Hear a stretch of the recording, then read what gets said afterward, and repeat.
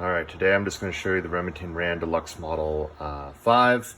If you're looking for the serial number on yours, it's actually in here. There's some good sites to look it up. I believe this one is from the late 40s. Yeah, so let's just go through the general functionality of it when it's in use. Okay, so I'm just going to set that down. Get you a nice little view here. So you want to insert a piece of paper. Great. So first things first, so this little latch back here goes back and forth. So this is disengaging the paper, leaving it nice and open to feed. So you feed it in and then tighten it. Now the main thing about this, when you're not using it, always untighten it. Otherwise you can flatten your roller there. And that's a big no-no for typewriters. And when you buy one, if it's in the tightened position, it's been sitting there for a lot of years, give it a good test first and make sure it's not too flat. Okay, and then you're going to simply turn this to feed your paper in. Now mine can be a little bit finicky, so sometimes I have to give it a quick adjustment. So hold on here. This is a better real world example too anyways, because this might happen to you. And sometimes I just sort of push it down as I go.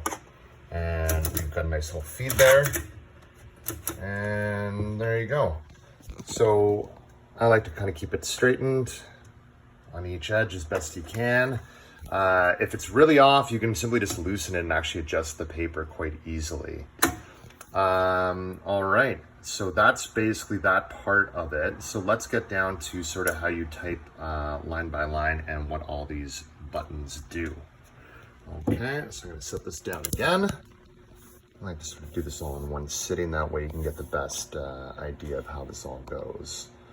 Okay, so first we'll start with typing. So I'm going to pull this way, start in the very left. So simply, if I want to capitalize something, this is your capitalize button. So doing a hello. I already misspelled that. So my O sticks. If you ever have any issues, using a brush like this to go over everything can really be helpful. So let's say you're doing all capitals. This is actual caps lock, old school caps lock. Again, O sticks. That's always fun with mine. Some other stuff, there's a caps lock again down here, just for the other side. And as well, this is your toggle switch in between red ink. And I'll show you. Switch it. I apologize for my spelling errors as I wasn't really looking while I was doing it. So red, back to black, and there you go. And you'll notice it leaves a little bit of stuff there. And when you're also looking at a typewriter, make sure it has this piece, this slider here. Some might be missing or damaged. Then to sort of go over just some of the parts before we get to the next line, if you literally just slide these off, those are your rings, or whatever you want to call them, for the ribbon. So what I did with mine, and I'll do an instructional video next time I do mine, I take these off, you pull those back, take it off, and I take the old ribbon off. So there's an old ribbon on here. I took it completely off. I got a new ribbon from the store, and literally I just rewound it onto the original spools. Spools is the word I'm looking for. You might have to do that because this one does not necessarily take the standard over-the-counter ribbon rolls that you might find, or spools at your local print store. Also, just a few notes over here. This is to alternate the direction of the ribbon. So sometimes you might be running out of ink and you're getting down to one end of the ribbon. Then you alternate, push it back, and it'll go back the other way. So often I hit that by accident. I usually don't even know where I am on it, so I have to lift off the tops to check the spools. Okay, and now let's go through a sort of line by line approach, and I'll give you a better view of that. Okay, so as soon as I want to go down in a line, I'll put that, and you can see my paper actually move. So if I push it and I pull it, oh, pulled it pretty hard there, I guess. I'll start on a new line.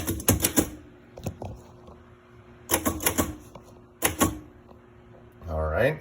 And then sort of once, let's say I just decide to go, oh, you know what, I want to go hello, and then I want to go right down. So you have two ways of doing it, kind of like you can do that and pull it over here.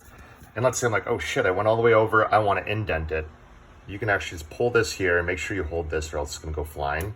Pull this up and just gently let it over, right? And you can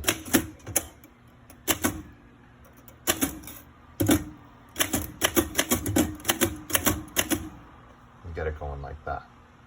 So that's basically it. Everything else on it, I'm not a typewriter expert or repair guy, so that's kind of my general overview. Sometimes if the paper's getting stuck or something like that, you can actually lift these and sort of get it out of your way a little bit. That being said, a little bit of clipper oil always helps. And when you're kind of done with your paper, you're like, great, how do I get it out?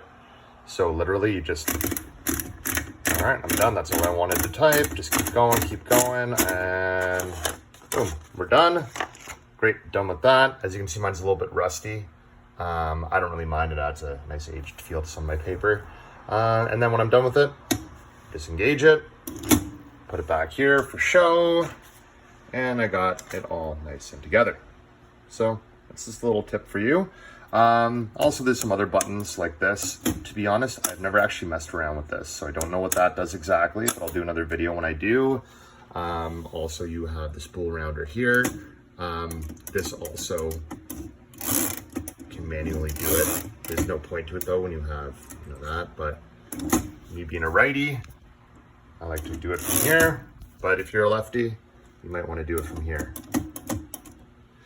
You can see it as well. Okay, so that's pretty much it. And I'll do another video another time when I figure out more.